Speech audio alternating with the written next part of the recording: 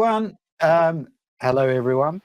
My name is Ross Grieve, and I thought I'd show you the star of the show very quickly because she wants to go out. This is Bird. So I'm just going to stop sharing my screen. Hello, everyone. Come in and say hello because you're going to see a lot of her tonight. Come on, she's gone all shy. So this is Bird, our Whippet. She thinks she's a cat. Hello. She loves being photographed, and I'm going to show you how I photograph her. And I've got Wednesday in here as well, who is a black cat. And they both get very jealous of each other. So Bird's sort of getting a bit nervous and wants to go out and run around. She's been in here the whole afternoon, but you'll see a lot more of her. And I'm just going to let her out. So timing is just literally. She's happy. She's outside. So you've got me back. So I hope everyone's great out there. We've got lots of people from all around the world. Just doing a quick sound check just to make sure you can hear me, guys. Just give me a thumbs up in the chat. That would be amazing if you could. Amazing. So all good. Thank you, Ian. That's what we want to see. And you can see my nice lots of thumbs up. That's fantastic. She is very lovely, Mark. So we're here for Cats, Dogs, Mastering Pet Photography. And I'm going to take you through some techniques, reassure you as well. We've got a really good international sort of spread tonight from even Australia, I know, but Stuart in Wellington as well. We've got some from Texas, Arizona, France. It's a real global collection tonight, so and all across Europe. So thank you so much for joining me. Pets, I love photographing pets, and it's one of my passions.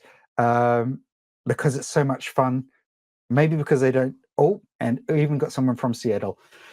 So it's something about photographing pets is easier because maybe they don't talk back to us, and they're so much more fun. Wednesday is sitting over there in a little pout. Hopefully, she's going to come over later. Normally, she just walked over my keyboard before and hit the mute button when we were just about to go live. Couldn't work out what was going on, but everything's working now. So. Enough looking at me. Let's dive into the webinar. And here's the lovely Stuart. And you're going to see a bit more of Stuart later on as well. Now, you may notice in the photo, Stuart's got a bit of a funny leg, and we'll talk about that as well, like pet sort of welfare. So who am I? My name is Ross Grieve. I am a New Zealand photographer, originally from Dunedin, New Zealand. I live in Wales. But I travel all around the world. I travel all over the country. The world's a very small place. I love what I do. I'm very privileged to be a photographer for almost 30 years, with portraiture being my core and street photography being one of my passions as well. I'm a fellow of the Societies of Photographers, and as you would have seen in some previous webinars, we talked about 4 and 6K photography. We're lightly going to touch on that today as well because it's kind of relevant to what we're talking about. So now pets come in all different shapes and sizes, and a lot of my pet photography you will see is just pets how they are. I don't do many retouching. Those who have been on my webinars before, I don't do a lot of editing. You'll see some editing tonight, and you'll sort of get an idea of how little editing I do. Paula, my accent is from New Zealand. So there you go. And I'm just sort of running around looking at the chat here. Cats are much more fun. It's certainly challenging, and we're going to come to cats as well. Right, I do digress a lot. One thing I do want to tell you guys, though, if you've got a question, please pop it in there, and I'll try and answer it as I go along. Make sure it's in the public chat so everyone can see it, because I'm really probably not going to look at the private chats during I won't have time to look at the private chats during the webinar, but I'll try and answer the ones going on. If you've got a question you just want to hold it to the end, there will be a Q&A session at the end as well, so we can answer some questions there. So yeah, pets come in all different shapes and sizes, little ones, small ones, furry ones, scaly ones, whatever you like. They're all different. We all love them for different reasons. We've got 2 cats and a dog, Bird you just met. and we've got Stuart and Wednesday. Bird, who is a whippet, grew up with the cats, so she's very protective of them. She thinks she's a cat, even though they will give her a little slap now and then. Nothing too malicious, just to keep her in check. But it's a really nice environment, sort of watching them together and seeing that. So when it comes to photographing them, they're actually used to being photographed. So why do people photograph pets? Why do you photograph? They're like a member of your family. But why is pet photography so challenging? What makes it so challenging? And people get quite stressed out about, oh, I can't really handle pet photography. They move around too much. They won't stand still, or they're running towards me too fast, and I just can't get that frame that I want. And all it is just different techniques to explore and try out that work for you. Now, these techniques work for me, and there's lots of amazing pet photographers out there, which I'm sure you'll all pick up different things from. But these are sort of my techniques that I've developed over the years that work for me to create the images. So when you're in a studio, you're in a very, very controlled environment, and you may have a very fast moving animal. You want to have the lighting that you can get that pull on them, but you also want to comfort that animal when they come into it.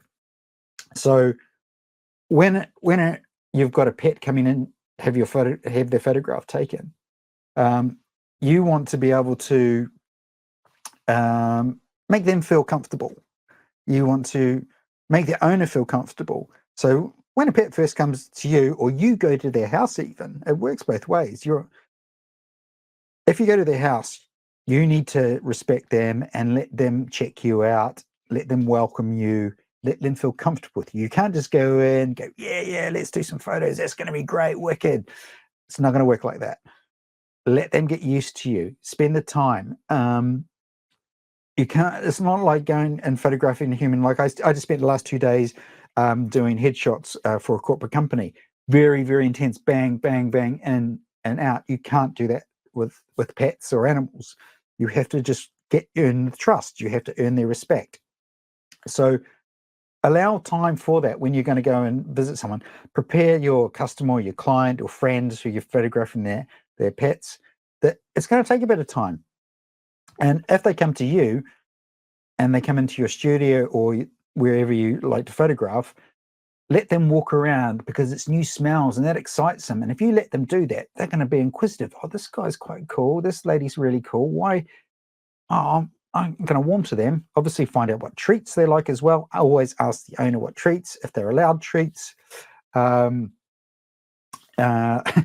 just put a very nice photo of my own cats, and I take 124,000 bad ones, and then they want to sniff the camera and look away.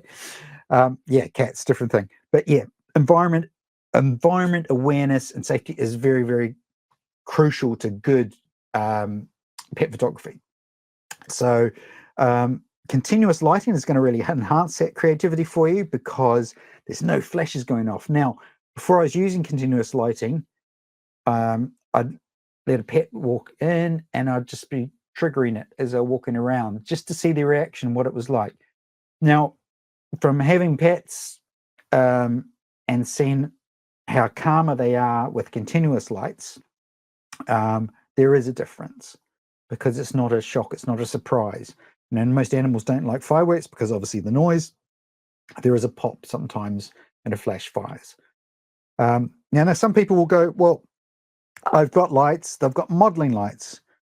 Yes, but also modeling lights do have fallbacks.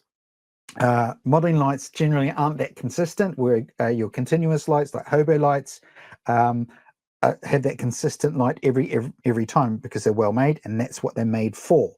Modeling lights are not designed for that, so there's not that consistency. Also, you don't get the power output generally with a modeling light.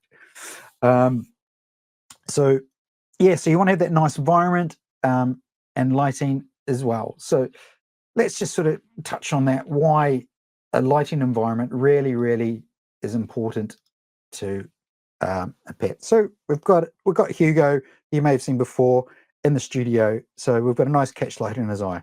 Now think continuous light in your head. What continuous light is, where can you get continuous light from? So think of outside on the beach with a horse. That's continuous light, right? That big bright light in the sky is continuously there. So that's really a good sort of starting point to get used to continuous light, is actually understanding shadows, understanding how the light falls. Get outside and try it. Now, why don't I shoot all my pet photography outside? You're probably going to ask. Well, sometimes I want a clean background. I don't want an environment. I want control. And shooting inside with, like, say I use an Avant, and you're going to see that as well later on. This is the Hoberlight Avant, which is 100-watt output, and I just use that with a softbox. So I can get someone, or I can get a pet just looking straight into that light, and they won't feel scared or anything, because it's not going to pop in front of their face. It's just going to stay consistent, like a lamp, like the sunshine. They're not afraid of the sunshine. They're used to that. It's a familiarity which they're used to. So when you're photographing outside, you can get some beautiful lines and things. And obviously a horse outside looks comfortable in its environment, but you can get some absolutely beautiful portraits of horses in their stables and just lit nicely from the side. The elegance and shape of a horse. It's just that level of detail and animal management, again working with the owner, that will bring these beautiful images that hopefully people are going to buy, or you're really going to enjoy yourself. Now, you'll notice tonight we're not always going to be talking about just taking stills. For example, this was taken on the same beach. This is Coco, and this is Charlotte, running along Tenby South Beach in December. This was a 6K photo, and this is a still. You can see the crop's slightly different, actually. So this was pulled from video footage. She was running along, and so it was pulled from that because I wanted to capture 30 frames a second, and I wanted to be able to pull one of those frames. So that's why I used that technique, whereas this was just a still, and there we are. So why continuous light for pet photography? Well, we've touched on that. We have more control. We can create a comfortable environment. But then also you want to understand light and its impact on pets as well. So we have a soft light versus a harsh light, which we would quite happily use on people, but is it good for pets? I believe personally, like a nice soft light that wraps around is much more flattering for a pet, and it shows their detail and their fur off better. The positioning of the lights you want to get so it's flattering, like we're talking about highlights in the eyes. It's the same when you photograph people. You want to get those highlights in the eyes. It's really, really important. It brings life to the photo.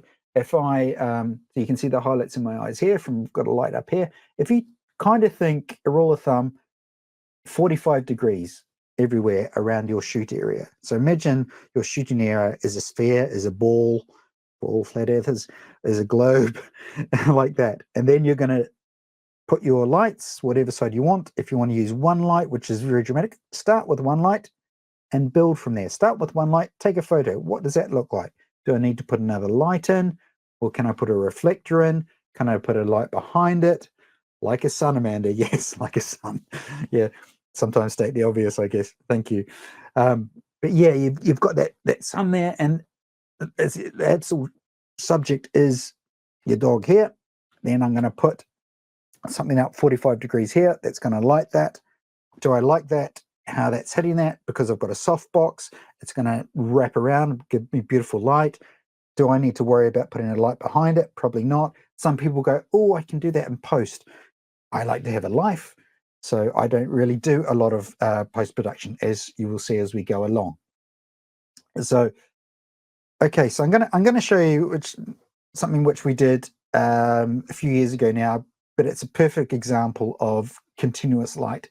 It works incredibly well with pets, with people, and I used it on a triathlete as well, similar, and that was having a dog running towards you. Now, you can have a dog outside running towards you. You can have a horse running towards you outside. You're going to, normally you'll see a lot of photos of jumping over the logs and out in the woods, which look fantastic, along the beach, which look incredible, like we did with the horses.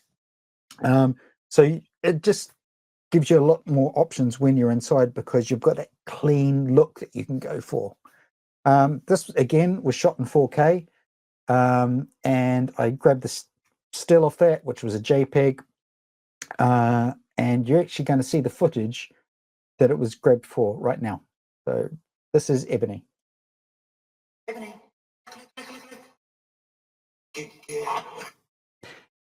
And that's the result.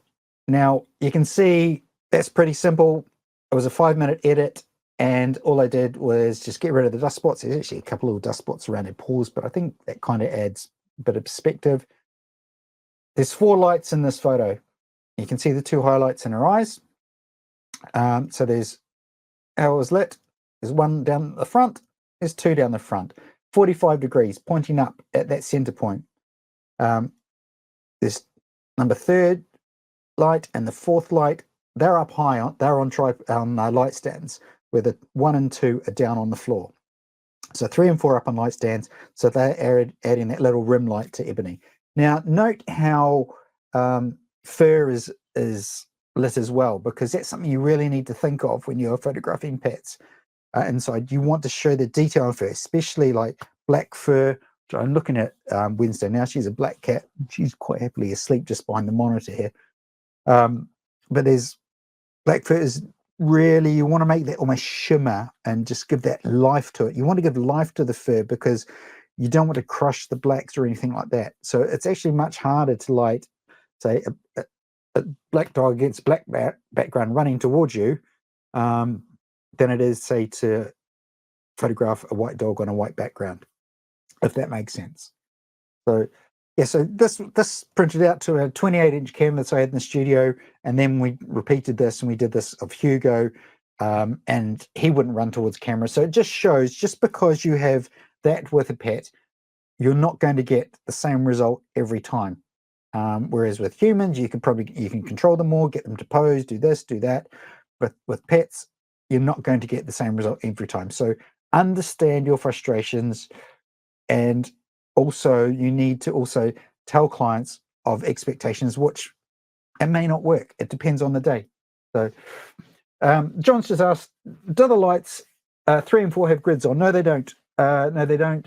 They don't have grids at all. So it was just bare, but I just sort of dialed them down. I can't remember the exact settings, what it was.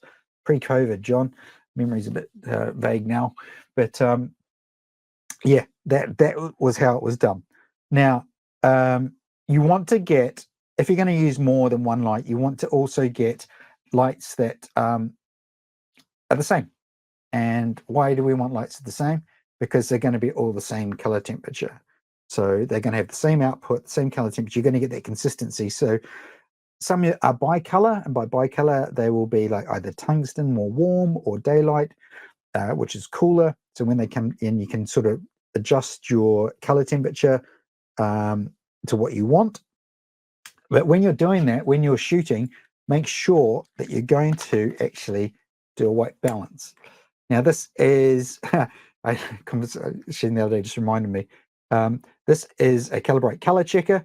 And I was having a conversation with the photographer the other day, and I went, see, this is for your white balance, put the card in there for a reference, and then you can actually photograph a matrix, and then you can create a profile for yourself as well. And he went, wow, I didn't realize it actually had that. I thought it was just for the white balance. Didn't realize there was another card in there. So there you go. Also, another tip, always hold them like that. Don't get your finger marks on these because they're scientifically printed. And once you get your oily fingers on them, then that will affect your measurements. So there's also a video one as well if you want to film video, but always carry one of those around with you. absolute gold. So yeah, getting the look and the color temperature right on multiple lights and get them the same will make everything excellent. So Paula, do I have an opinion on Spider versus Calibrite in terms of product as well as software?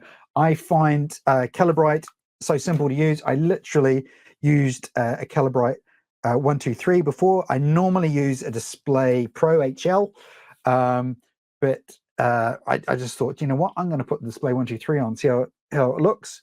If I want to go more in depth in my calibration, I use the Display Pro HL. If I want to even go more in depth, I'll use the Studio. So I prefer the Calibrite system. The Calibrite Profiler is just so easy to use. If you're just getting into color calibration, have a look at the Display 123. That's a great learning beginners just to get into calibration. They do everything for you. They do make a difference, and the amount of photographers that don't is crazy. I was one of those persons, and this is actually how I got into calibration. It sounds ridiculous. I was one of those persons who actually would hold the photo up to the screen and go, yeah, that's right, because we always think the human eye is really, really good. And I know I'm digressing. We'll get back to the pet photography in a sec. But and then I went to the photography show, and I actually was talking to the guys at Calibrite, and they were saying, your eye's good, but it's not that good. And then they showed me the difference, and it was massive. And then I've got a good friend called Mike Field, who ran a lab in Cardiff for years and years and years, massive printing skills. And I also learned a lot of color balancing tips and skills off him. So, you know, don't be afraid to ask people about how to improve your things about calibration, printing, which ultimately give you the best picture you want. The most common fault I would find in printing is prints being magenta rich, and maybe in black and white you may have a green cast across them. Those are probably the most common faults because screens are not calibrated or profiled properly, and that's not necessarily ignorance. It's just people are not familiar with the knowledge, or they haven't had that knowledge given to them. So hence why we use one of these, because you start out color balancing, you go through that step, you're color balancing, you're calibrating your monitor and stuff, and everything pulls together and you get nice, fantastic, lovely images. So yeah, where were we going back? Right, back to Hugo now. I'll just drop my screen back up. Okay, so here we are back with Ebony and also Hugo. Now this is Hugo, and this is Hugo the Red Asian Ridgeback. So this is great when you're sitting still and you don't want a Red Asian Ridgeback, since they're bred to kill lions, running towards you.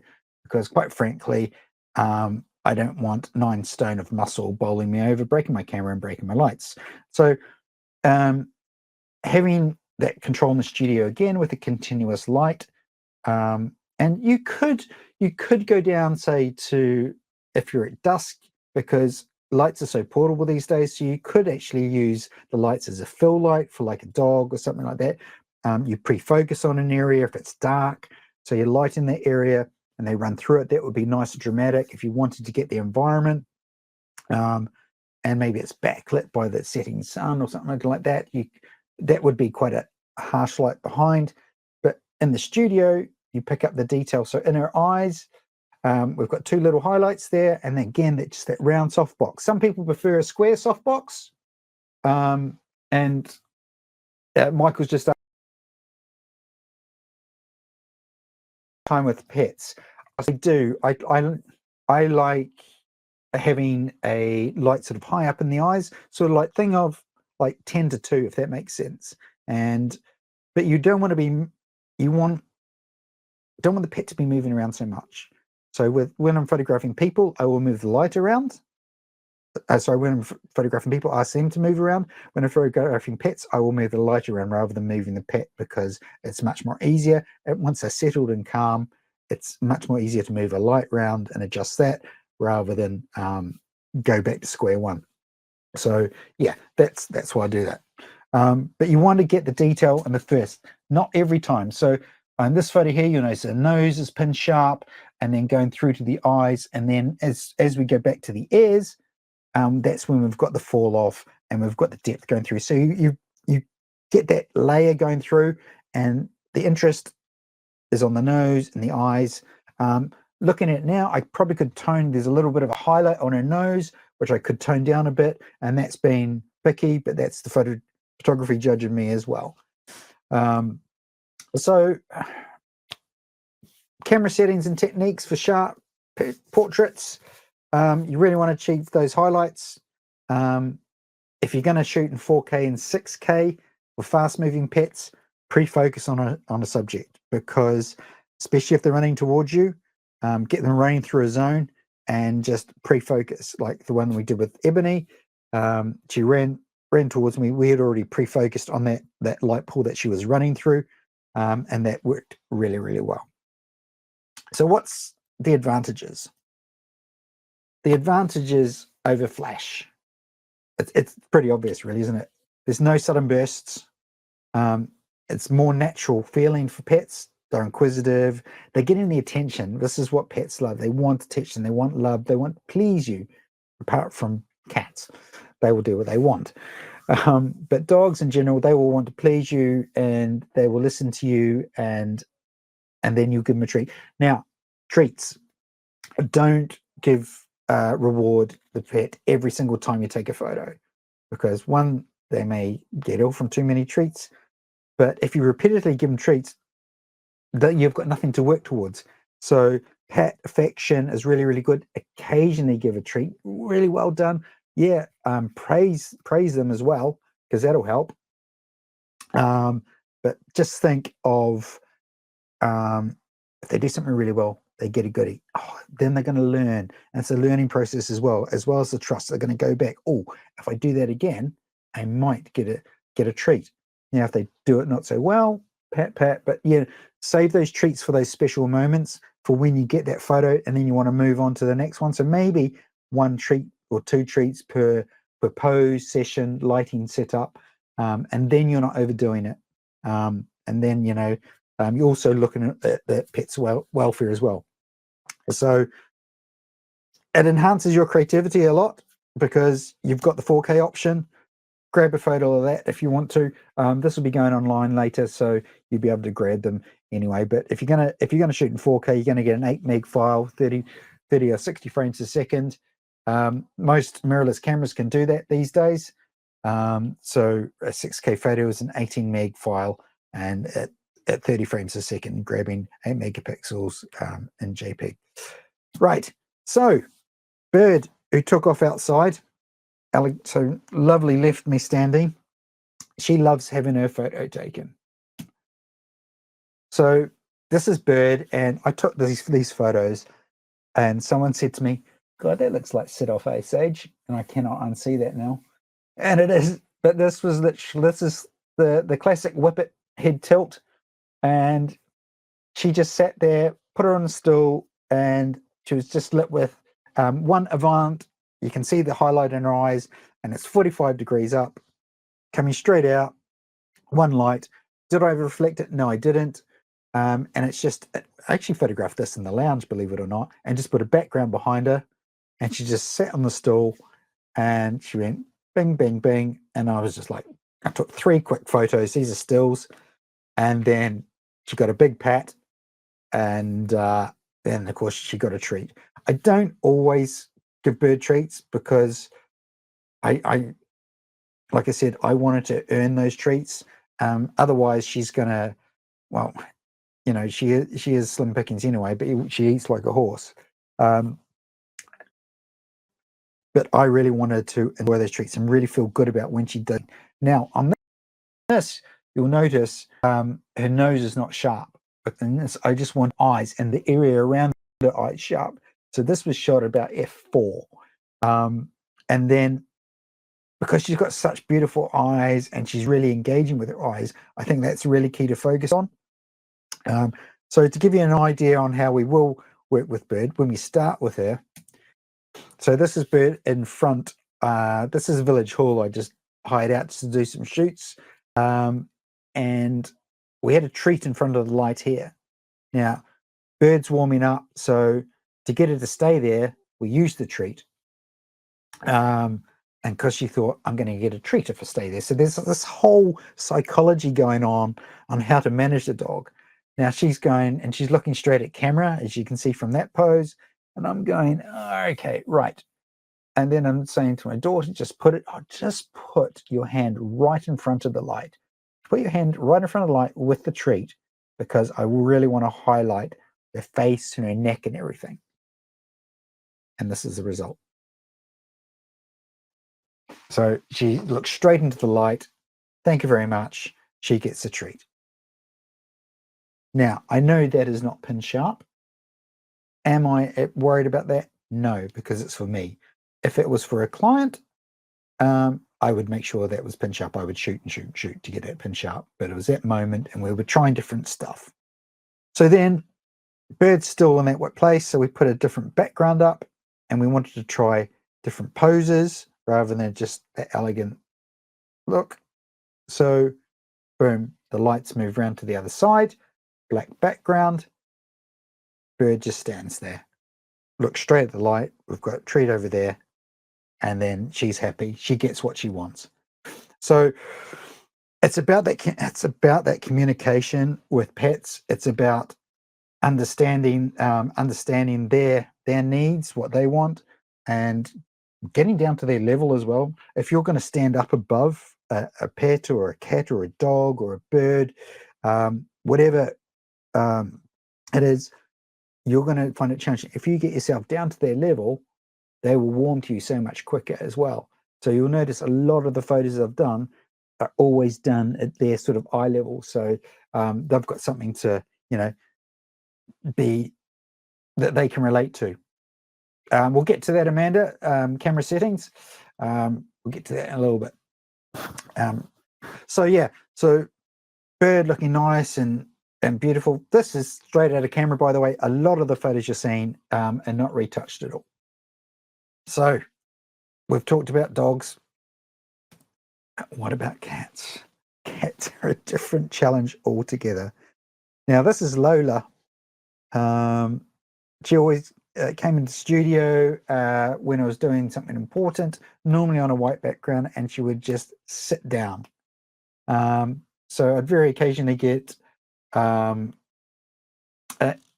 thoughts on cutting off limbs when shooting from MJ. I don't have a problem with it, as I've done there. So the hind legs are gone.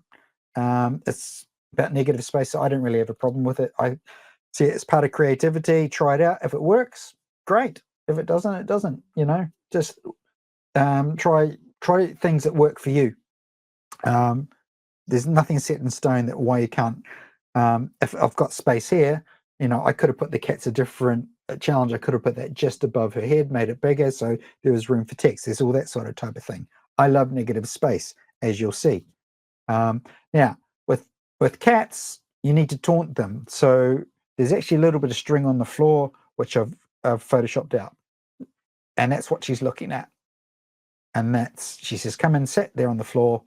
And I've just dragged a bit of string across and got that photo. So the light is down low to give it that sort of get under her ears and put that detail, put the detail on her face. And then, boom, black and white just lifts it as well. Occasionally she'll be there and you'll see in her eyes, the bottom part of her eyes. So there's two lights you actually see. You'll see the octobox on the right, and that's just the white paper underneath her, just bouncing up into her eyes as a reflector. So yeah, cats you need a lot more patience with. Sometimes they'll warm to it. I was waiting for Wednesday to come over and turn the mute button on again, but she hasn't done that yet. But yeah, cats you need to have a lot more patience with, because they own you.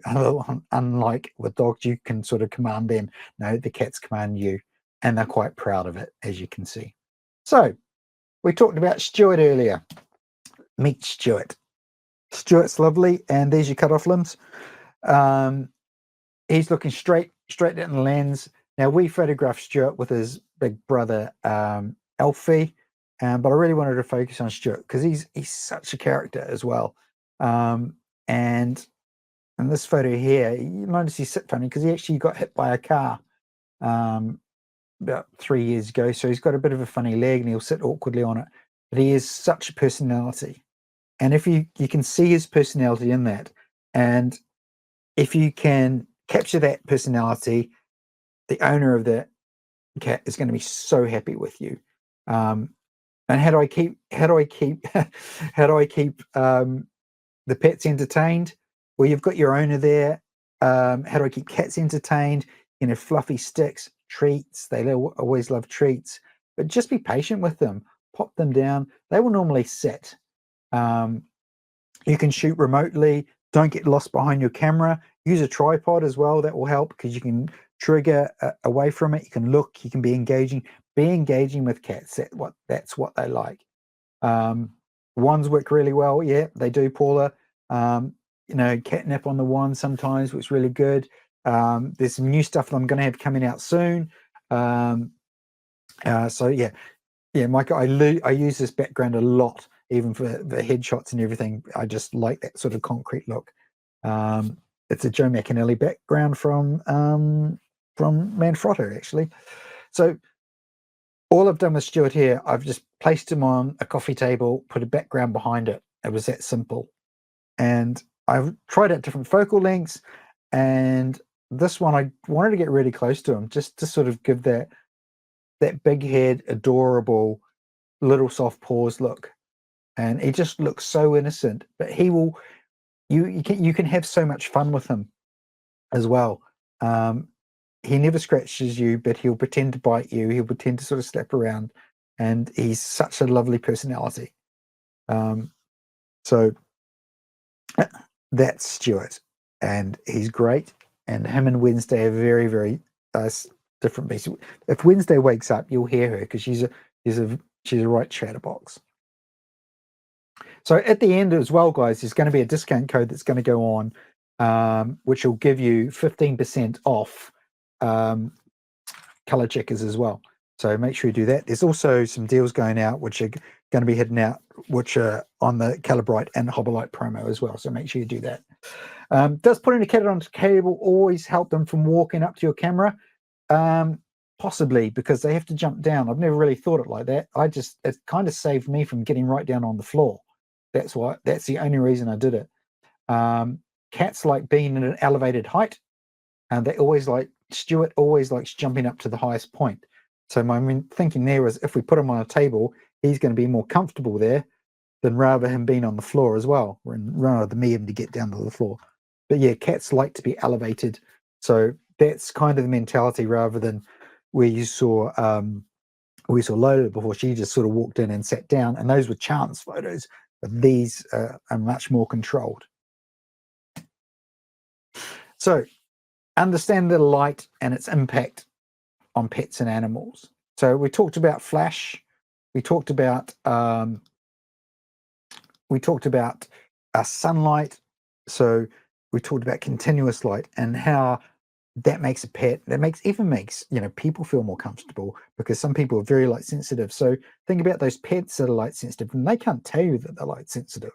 So using the continuous light is a good thing all around. So I'm gonna jump in, and I'm gonna show you now how I actually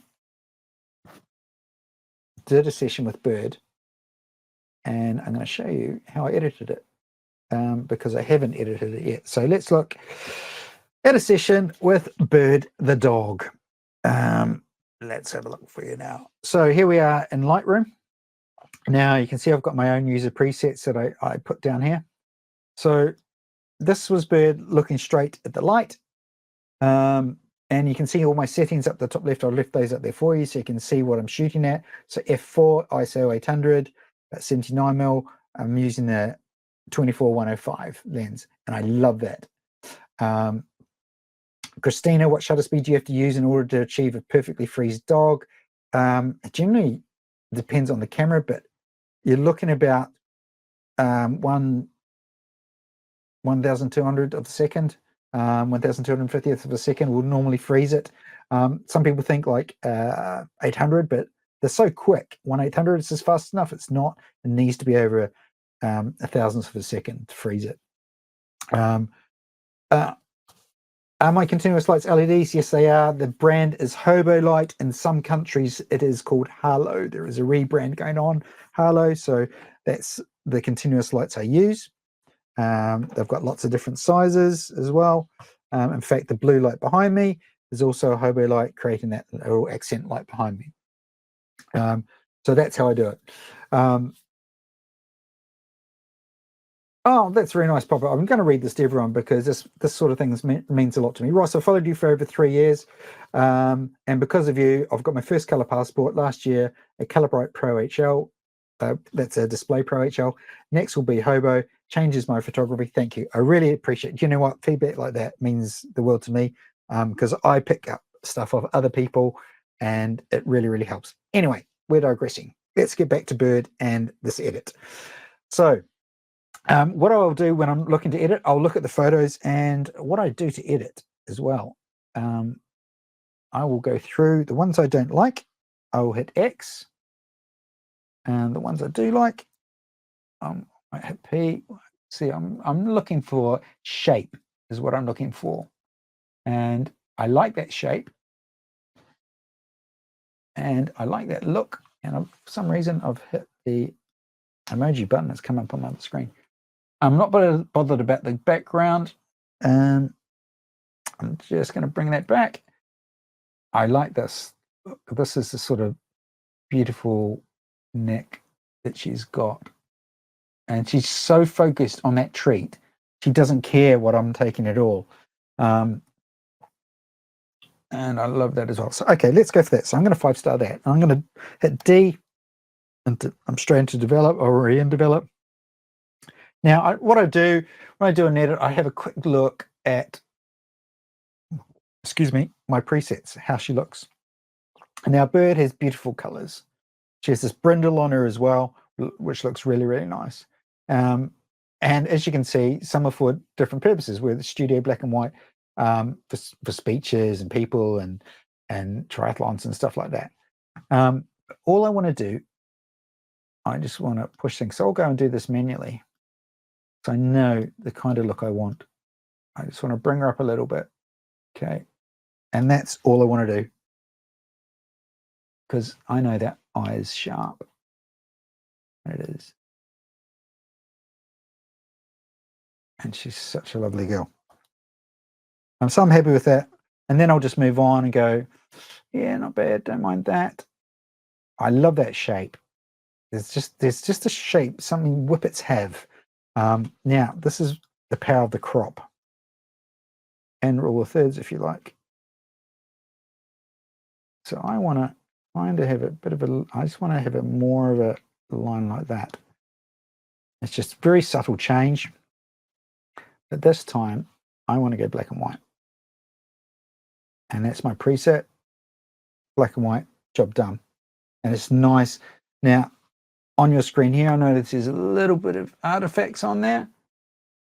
And that's not on mine here.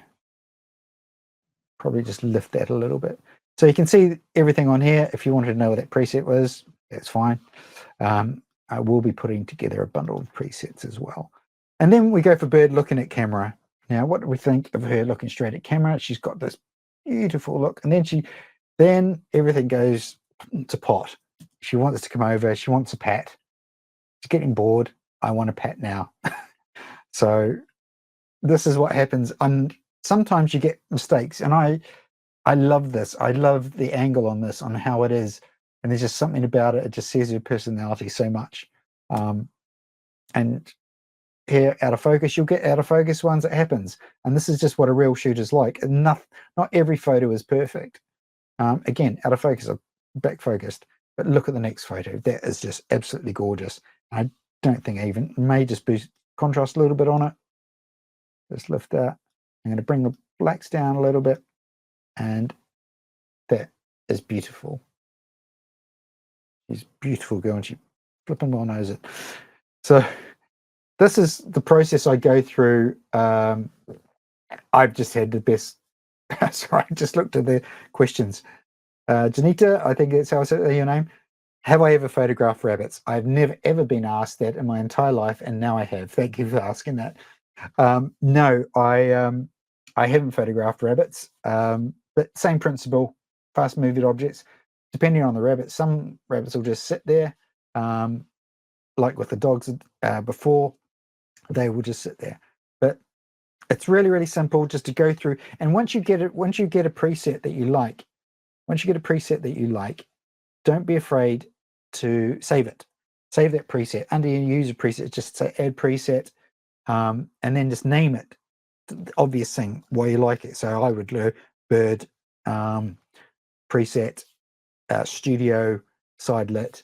But you can see this one here, I've actually moved the light. On this one, I've moved it right above my head. Sometimes I actually forget how I shoot. So you can see the light above her eye there. So I've moved that right above, that is directly above my head, so I am below the light. So if I probably zoomed in to probably see my little good old self on that. So yeah, just simple things, and look at the power of the crop. We talk about the power of the crop a lot. And it's such a useful tool rather than just shooting wide all the time and cropping in. So editing tips I would give you would be, just want to show through that. Editing tips I'll give you is look to enhance the fur and texture. You can do that by subtly just boosting the clarity a little bit. Your eyes should be sharp anyway. Obviously we saw one earlier but I was happy with, but that was for my personal choice. I just like the shape. Make sure you got your white balance right, so your white balance and your exposure bang on. Those will complement each other. Remove distractions. Now if it's the same with people, if they've got a mark on them, doesn't necessarily mean you have the rights to remove it.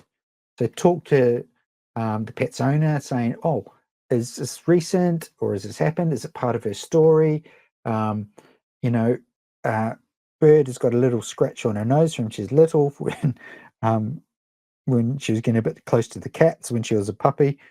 And that's a story. We remember that when that happened, she's got that little mark on her nose, and that's really sweet. But with someone may want that removed so they've got this perfect looking dog. I'm the type of person, I like to keep the story in there, so I would encourage people to keep those markings on there. But everyone's different, it depends what they want. And I like about this photo with Bird is that she's almost got a wry smile going around. So if we look around here, her smile just on her fur line goes around here, and that's not a scar or anything, that's just her fur. I love that. It's just that beautiful look, and everyone's animal is different and they'll understand that. So Amanda's asked, will I be doing in-person workshop? Quite possibly. So yes, there will be hopefully something coming down the line. I will be at the photography show, which is March 8th, I believe it is, 8th, 9th, 10th, 11th. So I will be there on the Hobylite stand if you're in the UK. That is in London. So you can definitely come in there. Another photo, when I'm in the studio-based shoots, do I use continuous focusing? No, I don't. I will use, if the subject is static, I'll just use single focus. If I'm doing a moving object, I will pre-focus and light a zone for them to run through or move through, and I'll set up for that, and I'll photograph when they go through that, because it's much, from experience, I get much better results of them going through that zone rather than trying to focus when they're coming out of a dark area into a light area. Sometimes some cameras will hunt or search or whatever. I just found better results doing it the other way. Everyone's each for their own, but that's what works for me. So keep those questions coming, guys. There's like about 17 questions in the private chat. Try and keep it for everyone if you can. And so what's up next? So some people have asked about what settings I use. Now, I've just come out of the wrong screen and I was sharing my screen. So what settings do I use? They vary, and that's the simple way of doing it. Just jump back into my, there we are. What settings do I use? And I had to put a bird, and this is New Zealand bellbird, flying straight in outside my parents. Yes, you'll be able to get access to this later, B. So what settings vary per subject. So if the subject is static, I'm going to use something different.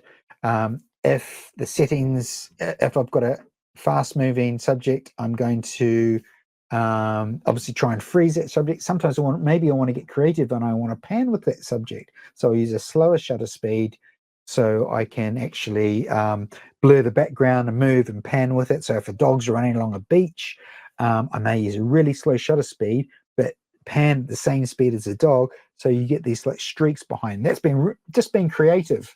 So yeah, there's shutter speeds vary a lot, and I'll give you an example. So this is a really, really fast moving bird, and I set the camera up and I pre-focused, and you'll see to the right there's like a little bottle. This is my daddy will put a sugar water out for the birds, and they come around. Being a native bird, it's really nice. Sort of just on their house is just on the edge of bush, so you get a lot of birds, tuis, bellbirds, that sort of thing in New Zealand. So you'll see what's going to happen. So that looks pretty standard, and really hope you can sort of just hear the two in the background there. But if I shot that in stills, I wouldn't have many options. But this was from memory, this was over 1,000th of a second because I wanted to freeze it. And that's what the results were. So I had four pictures from that sequence. So from moving that quickly, and I got 4 pictures, I was really, really happy with that. And again, birds are people's pets as well. So think along that sense. Do I always photograph pets on their own, or have I ever do multi-pet shots? Yes, I have done multi-pet shots. If you saw, there was some French bulldogs at the start. So I have sort of photographed loads of those. So guys, pop your Q&As in there now, and I'll do best to go through them. But yeah, multi-pet shots I have, like 3 dogs at a time. I'll try photographing 2 cats at a time, which is incredibly tricky. So dogs are easier to photograph, I find, and as a group. Kittens and that, they're easier to photograph as a group rather than when they're older. So yeah, it works. And if you know the animal as well, it helps. If you know the animals, it helps. They're familiar with you, so you've got that whole relationship thing going on. So that works. I'm going to quickly try and have a look at the private questions and ask. Yeah, it's like that. Now, guys, if you want that code, here is my details. So you can get the discount code, which is ROSS15, ROSS15, and that gives you 15% off the color checkers, which are essential piece of kit for any photographer, and it will make a difference. Now, I'm going to jump back into Lightroom, and I'm going to show you all you need to do very quickly, and I haven't got a picture right to hand, but I'm going to show you what to do with color checker. So how do I use a color checker? So imagine bird is my gray card. I wasn't planning on showing you this, so I haven't got a slide in here. Imagine bird is my gray card, and I'll pick up the color checker. I'll go and drop on that gray area. I'm going to try and see if I can get close to 18%. And I'm looking down the bottom at the percentage values. Oh, that's not bad, is it? And you just see the color change there. So we go to E. We do before and after. Big bump. D, sorry.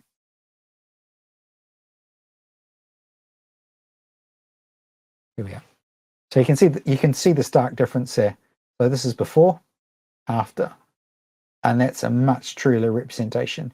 And I basically used bird's skin there as white balance. I went for 18% grey, and that's what I went for. But when you're using the color checker, you've already got a built-in card there, and that's all you need to do. Let's do that, and then you can select all, sync the whole lot, and that whole batch is now color checked, white balance, beg your pardon, to that color setting. Now, if you change your lighting setup, you need to do another measurement. So just get into that habit, and it's so simple to do. So there's other little devices which you can use as well, which you can drop in.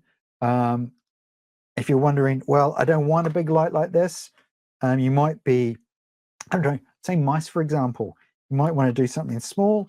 So there's the Soul, which is a great little light. It's got a lot of little, you can got full control over that. Great for backlighting my head. I've got color temperature. So there's a lot of things you can do. And this can go on my phone as well. So it'll just click to my phone. So there's so much you can do. And the only thing that limits you is your imagination. So Barry, my dog is must be good, you must be gods. Right, let's have a little look. So can I explain the pre-focusing technique, Barbara? Yes, I can.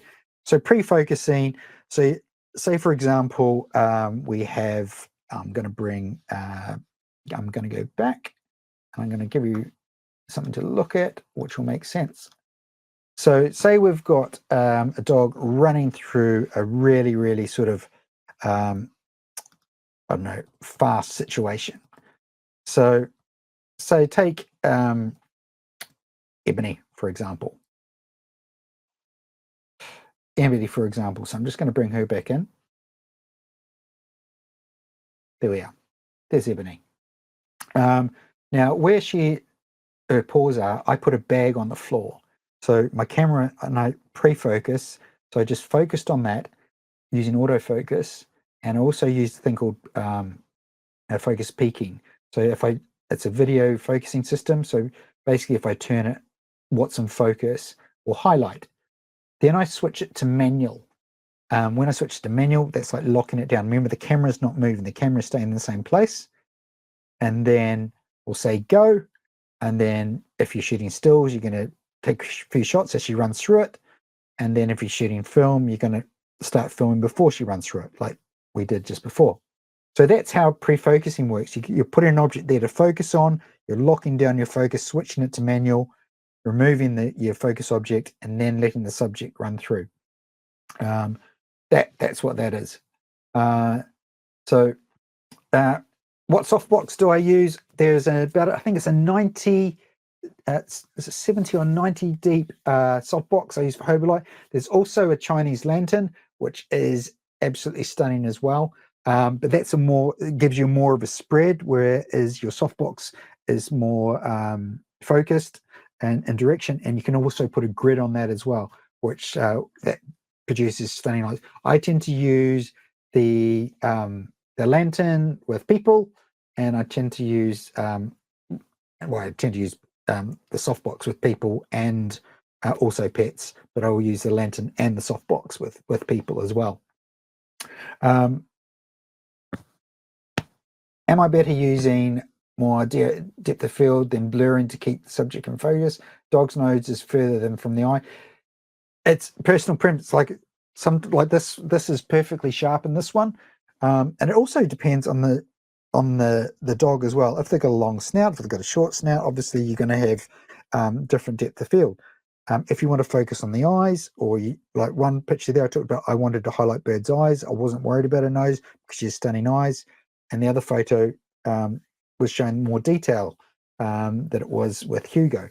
So again, it's different camera settings, different dogs. It's practice. That's the only way you get to it, is practice, practice, practice. So get your friends' pets, photograph them, and learn from it. Why do I photograph at a high ISO? 800 ISO isn't very high. A few years ago, yes, I would say that's a high ISO, but it's not a very high ISO now. So, I mean, you can go, and also some cameras are dual ISO, so they maybe work best at 800. So I know some of my Lumix cameras are dual ISO, so one of them is at 400 and one of them I think is at 2400. So that's their sweet spots. Some cameras you'll find now they're an ISO sweet spot, so it's worth sort of having a look to find out what that is as well. What would I choose if I had to choose a focal length? Shoot with, gosh, again, it depends on the subject, but probably you're going to probably go 5.6 f8. If you want to just have the eyes, f4. I really probably wouldn't go any lower than that. The camera in front of me here, that's 1.7, so we blur the background out. If you want the fall off on the ears, you'd probably go f4. You should be okay with that. So yeah, thank you guys. You'll be able to sort of catch up on this as well. Remember to put remember that the code is Ross15 if you want to get the discount code. So I'm just going to put that back up for you. If you want to follow me on my socials, by all means, I would love you to.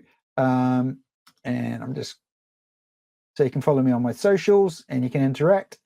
And also get the code that is up there for you now as well.